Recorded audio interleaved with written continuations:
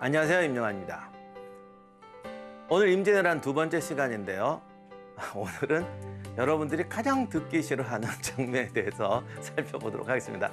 제가 임진왜란사 하면 사람들이 제일 듣기 싫어하는 게 바로 이게 1592년 4월입니다. 5월부터는 괜찮아요. 그날부터 이순신장군 이기거든요. 이 한 달이 4월이 악몽의 달인데 사실 저도 그래요. 지는 얘기는 듣기 싫거든요. 그런데 모든 역사는요, 패배하고 지는 데의 교훈이 다 있어요. 역사는 소설이 아닙니다. 외국의 선진국들의 사관학교는요, 거의 뭐 7대3, 8대1로 패전사를 가르칩니다. 왜? 패전한 데서 더 많이 배우거든요. 그래서 역사는 첫 번째는 아픈 것을 똑바로 쳐다볼 수 있는 능력. 똑바로 쳐다보라고 그래도 인간은 스스로 왜곡하고 자기 위로를 하는데 그러지 않고 거울 속의 자기 모습을 똑바로 볼 수 있는 사람. 그것을 찾는 게 역사 교육입니다. 그래서 오늘은 악몽의 1592년 4월, 왜 이때 이런 일이 벌어졌는가를 중점적으로 살펴보도록 하겠습니다. 4월 14일에 부산성이 함락됩니다. 옛날에는 그냥 조선군이 뭐 막 그다음부터 맨날 도망갔다는 얘기만 하는데 도망갈 때도 이 사람들이 할 거 다 했습니다. 예를 들면 당시 그 중에서 경상 우수영, 좌수영, 뭐 전라 좌수영, 우수영이 있는데 경상 우수영의 원규는 어떻게 배라도 침몰시키고 도망갔는데 뭐 그게 더 나쁜 행동일 수도 있지만 진짜 존재가 없는 분이 계세요. 경상 좌수영. 근데 사실 그분이 쓴 보고서가 조정에 제일 먼저 도착합니다. 그러니까 도망은 도망이더라도 관료로서의 어떤 문서 행정 꽤 했어요. 그리고 그 와중에도 주변 거울에 보고들이 꽤 들어가는데 옛날에는 이게 걸어가잖아요. 뭐 말 타고 가든. 그래서 그 이동 속도를 감안하면 보고가 상당히 빠르게 전파가 됩니다. 4월 17일에 최초로 보고가 들어옵니다. 이 정도는 빨리 온 거죠. 뭐 2, 3일 만에 왔으니까. 그리고 이 보고를 받는 즉시 무슨 드라마에서처럼 어떡하지 이런 게 아니라 즉시 대책을 발휘해서 전시체제로 돌입을 합니다. 가장 중요한 것은 경상도를 방어할 장수를 파견하는 것이죠. 그래서 경상도 병력을 총지휘할 장군으로 이의를 선발해서 보내고 이제 나머지 병력을 전부 모아서 전체 작전을 지휘할 총사령관으로 신립을 뽑습니다. 그러면 어떻게 되냐? 바로 임명장을 그날 즉시 임명장을 받아 출발하느냐? 바로 출발하는 게 아니라 서울에 있는 정예병이나 요즘 말로 하면 중대장 또는 뭐 부사관 이런 사람들을 모아서 내려가게 됩니다. 서울에서도 동원령을 내려요. 왜냐하면 이 신립이나 이의를 따라갈 병사가 있어야 되는데 이게 이제 빨리 안 모이는 거죠. 그리고 장부를 봤더니 뭐 저는 원래 무관이 아닙니다. 근데 왜 여기 들어있냐? 아, 제가 과거급제가 안 돼서 뭐 이런 뭐 군대 면제 받으려고 이런 식으로 돼서 쓸만하지 않은 사람들이 섞여 있는 거죠. 다 그런 건 아니고. 그래서 이렇게 걸쳐내고 그리고 이제 동원이 늦어지다 하루빨리 내려가야 되니까 그냥 300명을 모으려고 했는데 시간이 없다. 그래서 60명만 모아가지고 20일에 출발, 그러니까 3일 만에 서울을 출발해서 23일에 상주에 도착합니다. 이 일이 어쨌든 최대한 모으려고 하다가 23일까지 내려갔다는 건 당시 상황에서는 뭐 그렇게 느리거나 뭐 중간에 버벅거리거나 겁을 내거나 이런 건 아니라고 말할 수 있어요. 그래서 이 일이 상주에 도착을 했는데 상주에 도착하고 보니 병력이 없어요. 이 일은 경상도 총사령관이에요. 그러니까 조선은 이제 부병제라 고을마다 군대를 동원을 해요. 그리고 그 군대가 다 모여서 서울에서 내려오는 장수의 지휘를 받게 되어 있는데 이 군대가 없는 겁니다. 왜냐? 경상도 군대가 모여 있었는데 왜군이 빨리 진격하는 바람에 대구쯤에서 붕괴되어 버려요. 그러니까 20일쯤에 붕괴돼 버립니다. 그러니까 17일 날 이 일이 그의 명령받고 단신으로 달려 내려왔다면 혹시 20일까지 왔을 수도 있지만 근데 혼자 내려오면 또 그걸 뭐 어떻게 감당하겠어요. 그래서 어쨌든 23일까지 왔는데 오기 전에 경상도 병력이 붕괴돼 버려요. 그래서 상주로 왔는데 그럼 상주 목에도 군대가 있어야 되거든. 근데 이게 상주 목사가 군대를 동원해가지고 상주 목이 큰 지역이기 때문에 동원은 됐어요. 동원해서 또 이제 저쪽으로 보냈는데 가다가 피난민들이 몰려오는 걸 보고 이제 군대가 붕괴가 돼버립니다. 도망쳐버리고 도망쳐버리고. 그러니 상주 군대가 다 없어져 버린 거죠. 그래서 상주 목사가 이제 군대가 없어졌으니까 주민들한테 피난 명령을 내리고 본인도 이제 산속으로 도망가 버렸어요. 그러니까 이제 상주 목사도 없어요. 아무도 없는데 이 일이 와 보니까 도망을 가더라도 용감한 분이 있거든요. 책임감 있고. 그래서 상주의 판관이었던 권길이라는 분과 비장이었던 변유연이라는 양반이 남아 있었어요. 그리고 이분들이 이제 영적인 활동을 합니다. 도망가는 피난민들을 붙잡아요. 강제로 붙잡아도 소용없으니까 설득을 한 거죠. 뭐라고 설득했는지 모르겠지만 그렇게 설득했겠죠. 우리가 도망가면 되느냐? 여기를 지켜야 한다. 그래서 800명 정도의 병사라고 하는데 사실은 민간인이나 마찬가지인 800명 정도의 병력을 모집을 합니다. 여기에 이 일이 60명 정도 데리고 와서 그저 이것저것 다 합해서 한 1000명 정도의 병력이 이제 상주에 있어요. 그런데 이때 이미 고니시의 주력 부대는 대구를 지나서 상주 쪽으로 오고 있었습니다. 고니시 1군의 병력은 18,700명인데 이게 군대가 이렇게 한꺼번에 몰려오질 않으니까 뭐 18,000명이 한꺼번에 오진 않았겠죠. 그래도 3분의 1이 왔다고 해도 최소한 5,000명에서 8,000명 정도의 병력은 이제 진군하고 있었고 얘들은 또 전투부대라는 거죠. 그러니까 최소한 5,000 이상의 전투부대가 상주로 가까이 오고 있었습니다. 여기에 대해서 이 일은 거의 민간인 급조된 병력 1,000명으로 상주를 지켜야 하는 상황이 벌어진 거예요. 왜 도대체 이런 기가 막힌 상황이 벌어지느냐? 여긴 두 가지 이유가 있는데 첫째는 일본군의 전략입니다. 지난 시간에 일본군이 상륙하는 날부터 이렇게 착착착 상륙했다고 그랬잖아요. 이게 단순히 일본군이 뭐 잘 제각을 칭찬하려고 그런 게 아니고 얘들이 목적이 있으니까 부산진성 공격할 때도 최대한 시간을 줄이자. 멀리 좀 떨어진데 안전한 데서 내려서 진영으로 이렇게 오는 게 아니라 밤에 상륙하면서부터 포메이션 짜서 바로 들어가자. 왜 그랬겠어요? 목표가 속전속결인 거죠. 일본군의 4월 전술은 무조건 속전속결입니다. 이 제2차 세계대전 때 전격적 비슷한 스타일로 가요. 그러니까 이게 원래 군대에서는 금기사항인데 일본군이 지금 이런 식으로 한 거죠. 그래서 고니시 1군이 상륙하고 18일 날에 카토 키오마세 2군이 상륙합니다. 그러면 4일 동안 고니시가 부산선까지 함락시켰다고 하더라도 지가 거기서 이렇게 포진을 하고 이렇게 하다가 가토군이 상륙하면 이제 우린 일로 간다, 뭐 일로 간다, 니네가 수비해라 이런 식으로 해야 되는데 14일에 상륙한 고니시군은 부산선 떨어뜨리고 그냥 올라갑니다. 일설에는 부산에 100명도 안 남아있었다는 설도 있어요. 그러니까 이거 진짜 막 가는 거죠. 18일 날 가토군이 오더니 역시 똑같은 방식으로 지금 경주, 울산, 동해안을 따라서 그냥 올라가 버립니다. 19일에는 구로다 나가마사의 제3진이 오는데 이쪽은 이제 김해로 상륙해요. 상륙하자마자 김해성 공격하고 또 바로 직진해 버립니다. 자, 이렇게 돼서 가운데 고니시, 오른쪽에 카토, 왼쪽에 구로다 군대가 이렇게 삼지창 모양으로 진군을 하는데 역시 이렇게 군대가 세 방향으로 나가는 건 모든 전쟁사의 기본이거든요. 왜냐하면 그래 서로 엄호가 되니까. 그것까지는 맞는데 다 거듭 말씀드리지만 진영을 정비한 다음에 나가야 되는데 고니시 먼저 가고 구로다 카토군 오더니 가고 구로다군 오더니 가고 이런 식으로 막 진격을 하는 거예요. 왜? 조선군을 얕봐서? 저는 조선군을 얕봤더라면 오히려 그렇게 진격 안 해요. 얕보는데 뭐가 무서워요? 천천히 하면 되지. 이거는 조선군을 얕본 게 아니라 오히려 조선군의 잠재력을 이해했기 때문에 우리가 전략적으로 기습 효과를 최대한 노리자 이런 의미로 이렇게 했다고 봐야 돼요.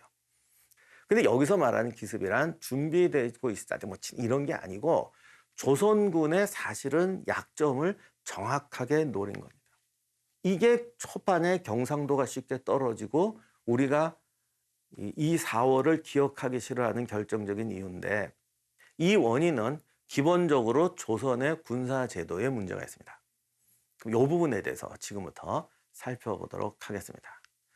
제가 역사를 하게 된 계기 중에 하나가 제가 원래 뭐 좋아하긴 했어요. 사극 같은 거 되게 좋아했는데 제가 어렸을 때 무슨 그 임진왜란 드라마가 있었어요. 거기 보면 지금도 잊혀지지 않고 배우도 제가 기억하고 있어요. 누군지. 막 노세 그러고 막 이러고 있는 거예요. 그리고 이제 정부에서 누가 뭐 이렇게 뭐 전하 뭐 전쟁 준비해야 됩니다. 그러면 백성들이 막 걔를 욕하면 그분을 욕하면서 무슨 전쟁이나 이런 거 노세노세 하다가 터졌다라고 돼 있었어요. 이거 어린 시절에 봐도 충격이었는데 저는 이제 그게 충격이 아니라 그다음에 이제 중학생 좀 되니까 갑자기 아니야 우리 그렇게 당하지 않았어. 그러더니 유명한 사극 시리즈 있어요. 거기서는 조선이 준비 철저하게 했다는 거야. 근데 오직 여기 준비는 잘했는데 전술이 조금 잘못돼가지고 졌다 이렇게 돼 있는 거야. 이게 아무리 이게 역사는 뭐 발전하는 거라지만 이때는 노세노세고 이건 또 갑자기 그 왜죠? 준비 다 잘했대는데. 그래서 뭐 하나 때문이라는데 어린 마음에도 아무리 그래도 저거 하나 때문에 지냐. 그리고 이거 뭐 좀 이상하지 않냐. 그렇게 준비 잘했으면 왜 지니. 그리고 저는 그래서 차라리 준비 안 하다가 졌다 그러면 반성하면 되지만 준비 열심히 했는데 졌다 그러면 우리는 가능성이 없다는 얘기잖아요. 저는 이게 더 수치스럽거든요. 원래 그렇게 말하잖아요. 내가 쟤를 왜 졌니? 그럼 내가 준비를 안 졌다 이래야지. 내가 열심히 준비하고 최선을 다했는데 졌다 그러면 나는 쟤한테 영원히 못 이긴다는 뜻이잖아요. 정말 짜증난다. 내가 한번 알아봐야겠다. 이러다가 이제 역사를 하게 됐는데 요거 때문은 아니지만 그냥 이런 것들이 쌓여가지고 지금부터 오늘 이 두 가지에 대해서 다시 살펴보도록 하겠어요. 근데 결론을 말하면 준비는 했어요. 준비한 거 맞아요. 근데 이제 뭐가 문제냐. 13일 날 일본군이 상륙하자마자 경상도 관찰사가 요즘 말로 하면 비상동원령을 발휘합니다. 그러니까 요즘 말로 하면은 전시태세 딱 시작해서 전쟁 딱 들어갑니다. 생각보다 잘 들어가요. 관료제가 잘 돼 있었거든요. 그래서 이제 분군법이라는 걸 발동을 합니다. 그리고 실제로 여러분 그 당시 이게 뭐 전화가 있는 것도 아니니까 여러 가지 이런 교통 상황을 감안하면은 100% 모일 수는 없어요. 짧은 시간에. 왜냐하면 한 군현에서도 걸어가서 사람이 온다 생각하면 이 갔다 왔다 하는데도 이틀 이상이 3일이 걸리잖아요. 그러니까 이게 며칠 걸리는 게 맞거든요. 그걸 감안하면 전체는 아니지만 그래도 상당히 많은 병력들이 신속하게 모입니다. 여기까지 좋은데 그 다음에 뭐가 문제냐. 조선이라는 나라가 기본적으로 부병제라는 걸 참 좋아하는데 많은 분들이 이거를 지금의 징병제로 이해하는 분이 많아요. 근데 사실 지금의 징병제하고 좀 많이 달라요. 지금의 징병제는 의무병 징병을 해서 부대에서 근무한 들어가 있는 거잖아요. 그 부대가 없어요, 조선은. 그러니까 예비군만 있는 거예요. 상주군대가 없어요. 이건 굉장히 중요해요. 왜냐하면 징병이 돼서 부대에서 얼마 동안 근무를 하면서 훈련을 하거든요. 군대는 팀플레이잖아요. 그러니까 모아놓고 훈련을 해야 되는데 우리는 집에 놔두고 동원을 해요. 그래도 예비군이신 분들은 많이 알겠지만 소집 점검이라는 거 있잖아요. 있고 동원 훈련 있잖아요. 동원 훈련도 잘 안 해요. 왜? 돈이 드니까. 그래서 소집 점검만 열심히 해요. 그러니까 이제 정말 그 사람들이 여기 있는지 누가 이사 가고 도망간 사람 없는지 소집 점검만 열심히 하는 거예요. 그리고 옛날 전쟁도 다 병과가 있어요. 기병도 있고 군병도 있고 보병도 있고 여러 가지가 있는데 소집 점검을 하니까 전술훈련을 못 해.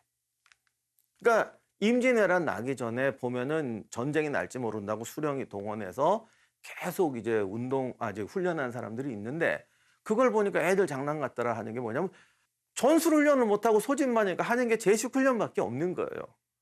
그러니 앞으로 갔다 뒤로 갔다고 하루 지나면 이제 집에 가고 이렇게 됩니다. 그럼 왜 전술훈련을 안 하느냐? 자비로 훈련을 시키니까 도시락을 안 싸올 겁니다. 가끔 우리들 옛날에 군대에서 많이 쓰던 말인데 밥 먹고 합시다. 이게 다 이때부터 있는 건데 아무리 조선시대가 지금보다 좀 이렇게 인권 이런 게 소홀하다고 해도 밥 안 주고 일 시킬 수는 없어요. 근데 조선은 이게 자비예요, 원칙이. 그러니까 자기가 도시락을 싸갖고 와야 돼. 그러니까 제 생각에는 도시락 쌀 수 있는 사람도 안 싸갖고 와. 밥 못 먹었다 그러면 훈련 못 하는 거거든. 그래서 나중에는 정부가 뭐라고 하냐면 그러면 일주일 동안 전술을 하는데 3일 동안은 일을 하자. 그래서 거기서 수익을 얻어서 그걸로 밥을 먹어서 그다음에 3일 훈련하자 그랬더니 병사들이 안 하고 말지. 나 굶겠수다. 저같이 훌륭한 사람은 도시락 싸가서 이제 훈련을 받았겠지만 그런 밀리터리 매니아가 몇 명이나 있겠어요. 그리고 그럴 때 도시락 싸우면 옆에 애들한테 맞아요.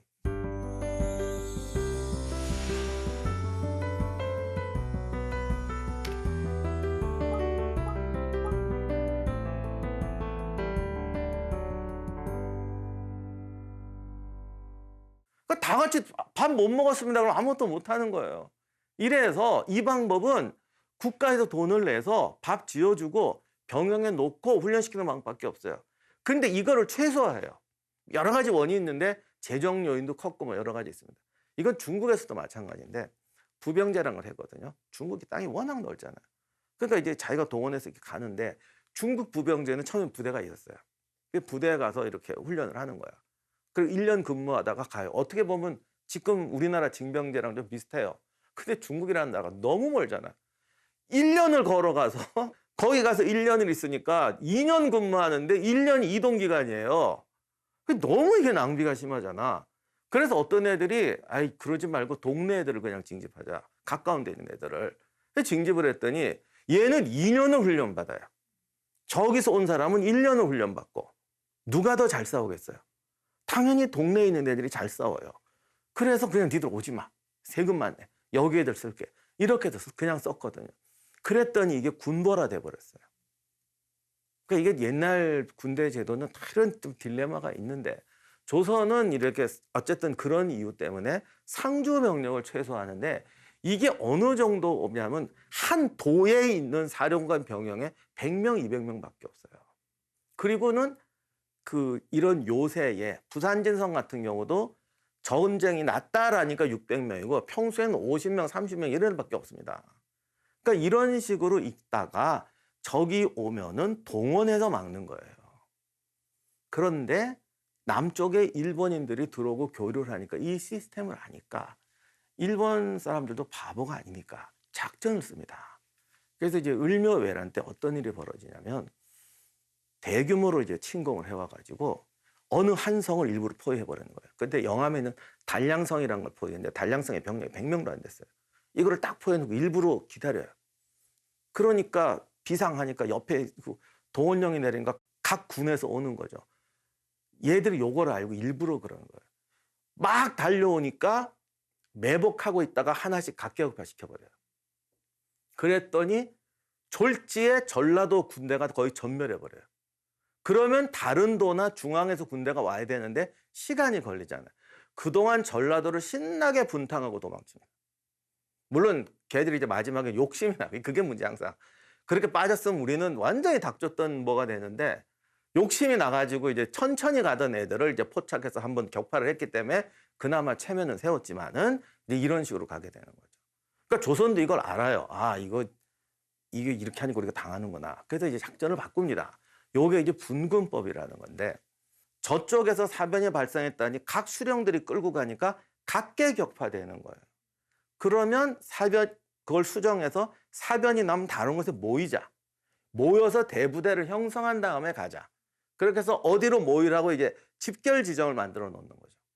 근데 여기에다가 하나를 더 넣는데 이게 주민을 동원해서 갑자기 편성을 하면은 군대라는 게 뭐가 문제냐면은 조직이 돼야 잘 싸워요. 아무리 훌륭한 병사도 옆에 사람을 믿을 수가 있어야 싸우지. 그래서 예비군이라는 것이 훈련이 안 돼 있으면 어떻게 되죠? 예를 들면 야간 전투를 할 때 밤에 옆에 참호가 안 보이는데 이게 무슨 명예 있는 부대고 뭐 유명한 부대라면 훈련을 그동안 같이 받아왔다면 제가 밤새도록 지킬 거라고 믿고 싸우죠. 근데 누군지도 몰라. 처음 봤어. 우리 소대장도 처음 봤어. 그러면 제가 도망을 갔는지 저기를 지키고 있는지 알 수가 없는 거예요. 실제로 한국전쟁 때 미군도 그런 사건이 한 번 있었는데 한 소대가 소대장이 겁쟁이 도망을 친 겁니다. 거기 비워버렸어요. 그래 놓고는 도망가서 계속 거기 있다고 거짓말을 했어요. 그러니까 사람이 전쟁이 되면 정말 상상 초월한 짓을 해요. 그래서 이쪽에 있던 소대가 보니까 아무래도 없는 것 같은 거야. 그래서 계속 연락을 해요. 너 거기 있냐 그랬더니 자기는 있다고. 계속 거짓말을 해가지고 그쪽으로 중공군이 돌아와서 포위되는 바람에 전멸할 뻔한 사건이 있었습니다. 사실상 거의 전멸했어요. 그러니까 군대의 편제라는 거는 사령관이 아니라 사실은 지금 말로 하면 부사관, 분대장, 소대장 이런 사람들이 내가 믿고 아는 사람들하고 있어야 조직이 운영이 되는 거예요. 그런데 조선 군대는 모아놓으니까 이게 조직이 안 되고 이 조직하는 데 시간이 또 걸려요. 아, 사람 주민들 다 모아서 당시 개그 뭐예요? 아, 나 중사요. 분대장 하세요. 당신 뭐 일별입니다. 근데 어디서 이거 하면 하는 데만 편지할 때만 5일 걸립니다. 그러니까 이거 안 되겠다 싶어가지고 모은 다음에 전문 군인을 중앙에서 내려보내서 지휘하게 하자. 이게 이제 분군법이에요. 정리하면 다른 곳에 모인다. 그리고 거기에 지휘관이 내려간다. 그런데 거기에 문제는 분대장, 소대장까지도 중앙에서 내려간다. 이 일이 군관 60명, 뭐 전부는 아니지만 군관들을 데려가는 게 데려가서 분대장, 소대장, 중대장 만들려고 하는 거고. 그리고 그 동네에 그 조직이 이미 안 만들어져 있어요. 그러니까 이 사람들을 모아서 편지하는데 시간이 오래 걸리고 조직이 잘 안 돼요. 그런데 이것도 일본군이 알았던 것 같아요. 그래서 얘들이 쾌속 진군을 하는데, 요거는 이제 미스테리가 정말로 알고 빨리 왔는지 아니면 고니시군이 이렇게 오다 보니까 부산, 대구, 뭐 상주 이거 오다 보니까 그게 딱 걸린 건지 모르겠습니다만 제 생각에는 몰랐다면 이렇게까지 무리하게 서두를 필요가 없거든. 그래서 우리가 바꾼 걸 걔들이 또 알아가지고 치고 나오니까 군대가 모여 있다가 붕괴되니까 옛날에 을묘외변 때 각 수령들이 거느릴 때보다도 더 못하게 되는 거죠. 그리고 사실은 수령들이 거느렸어도 상주 군대가 아까 가다가 피난민 만나 붕괴했다고 그랬잖아요. 이게 뭐냐면 첫째가 전술을 연을 평소에 안 한 거예요. 그러니까 군대 뭐 깃발을 보고 이런 게 없이 그냥 우르르 가니까 무너지는 것이고. 이렇게 모았는데 자체적인 중대장, 소대장도 없으니까 최고 사령관이나 뭐 좀 높은 분이야 중앙서 내려온다 그래도 최소한 분대장, 소대장, 중대장은 편제가 돼 있어야 되는데 그거 없이 우르르 가거나 편제를 했어도 처음 보는 사람이 데려가니까 믿지를 못하니까 무너지는 거죠. 이게 결국 전술훈련 안 하고 전술 편제, 하부 편제가 안 돼 있으면 군대는 절대 오합지졸입니다. 제가 맹세코 얘기하지만 우리가 임진왜란 4월을 싫어하는 이유는 조선군이 너무 엉망이었다는 말 때문에 싫어하는 거예요. 근데요, 이게 편제가 되면 한 달 만에 군대가 바뀌어요. 이 증거는 고려시대 거를 봐도 됩니다. 고려시대 우리나라 군대가 잘 싸웠잖아요. 잘 싸우는데 그때는 왜 그러냐면 지역이 그대로 군대예요. 그러니까 향리가 그대로 분대장, 소대장 동네에서 다 같이 살아요. 그러니까 자기들이 다 알아. 우리 중에 누가 분대장, 소대장 해야 될지. 그러니까 동원령 내리면 그대로 군대가 되는 거예요. 그러니까 싸움을 잘해요. 그래서 고려가 몽고군하고도 싸우고 거란족하고도 싸우지 않습니까? 잘 싸웠잖아요. 근데 그렇게 되니까 반란도 잘 일으켜서 이게 뭐 무신정권 한 번 나니까 난리가. 이거는 절대로 제가 우리나라만의 문제가 아니고 전 근대의 모든 나라의 군대가 고민하던 겁니다. 근데 이제 다만 우리가 너무 앞서갔어요. 이게 좋은 말로 하면. 그래서 제가 전에 우리나라 지금 동원체제 전문가이고 역사에 관심이 많으신 장군님하고 이거 조선시대 동원체제를 설명을 해드렸더니 이분이 깜짝 놀라면서 세상에 현대에도 이거보다 더 좋은 건 없다. 요즘도 이렇게 한다. 이렇게까지 훌륭한 제도가 있었는데 왜 지금까지 말을 안 했냐라고 얘기를 하시는데 그렇게 보면 훌륭한데 하부 구조가 안 만들어지니까 구멍이 뻥 뚫리는 거죠. 그리고 군대가 하나도 이게 상주 군대가 없으니까 부산에서도 한 1,000명이나 1,500명 정도의 상주 군대가 있었으면 하루 이상 버텼겠죠. 그게 안 되니까 이게 편제가 안 되고 편제가 안 되니까 이게 늦어지는 건데 옛날에 모든 나라도 이 딜레마가 다 있습니다. 그러니까 유럽 봉건제 같은 거 보면 동네 기사들끼리 싸우는 게 이게 다 그쪽 편제가 돼 있거든요. 참 잘하잖아. 맨날 반란 일으키고 뭐 주인 찔러 죽이고 이러잖아. 우리는 조선은 거의 반란이 안 나잖아요. 그러니까 사회가 안정적이고. 그리고 이제 우리가 조선시대에 대해서 요즘 좀 가혹하게 생각하는 분들이 뭐 조선시대는 맨날 뭐 때리고 뭐 매를 치고 이런 얘기 많이 나오는데 사실 이렇게 저도 기록 읽어보면 때렸다는 게 참 많아요. 근데 이제 이게 어떻게 때렸냐가 문제인데 회초리로 때리고 해도 이렇게 점잖은 분이 하는 거하고 진짜 술 취해서 사람 패고 이런 건 다른데 조선이란 나라는 확실히 그런 게 지역사회에서 적어요. 지금 우리가 보면 좀 그렇지만 확실히 적은데 고려시대는 제 생각에는 기록이 없지만 이게 되게 무사들이 지역에서 다 이걸 하니까 안 봐도 험악했을 것 같아요. 왜냐하면 19세기, 20세기 들어올 2차 대전 때도 일본군 같은 경우도 지역 단위로 막 편성을 하는데 우리는 그런 지역 단위 군대도 벌써 조선시대 때 그게 잘 안 되도록 하고 이런 식으로 하니까 굉장히 앞서갔는데 어떻게 보면 너무 앞서간 거죠. 그래서 하부 편제까지 되지 않아서 단결력이 없고 이런 부분을 노리고 오면은 모였던 군중은 그냥 흩어지게 된다. 그래서 특전사를 모아도 이거 진짜 실화인데요. 서바이벌 게임 같은 거 하잖아요, 요즘에. 특전사 해병대 팀을 모아도요. 처음 보는 사람들이 하면요. 열흘 동안 손발 맞춘 방위병 팀한테 져요. 이거 실화예요, 진짜로.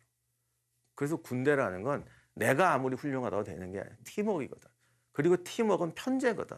이 부분을 조선이 무신난에 대한 그 어떤 트라우마 때문에 너무 방치한 것이 조선의 이제 위기였다. 그래서 사실은 재승방략이냐 진관체제냐가 아니고 진관이나 재승방략이 똑같은데 제가 오늘 거기까지 설명 못 드리지만 가장 중요한 건 이 분대장, 소대장, 중대장 편제를 날려버렸다는 거예요. 이게 조선 군대의 최고 약점이었고 그것을 만드는 데는 최소한 몇 달이 필요한데 일본군은 오자마자 속전속결로 하니까 이제 빠르게 무너졌던 것이다. 그러면 조선은 이제부터 어떻게 싸웠느냐? 그 얘기는 다음 시간에 살펴보도록 하겠습니다.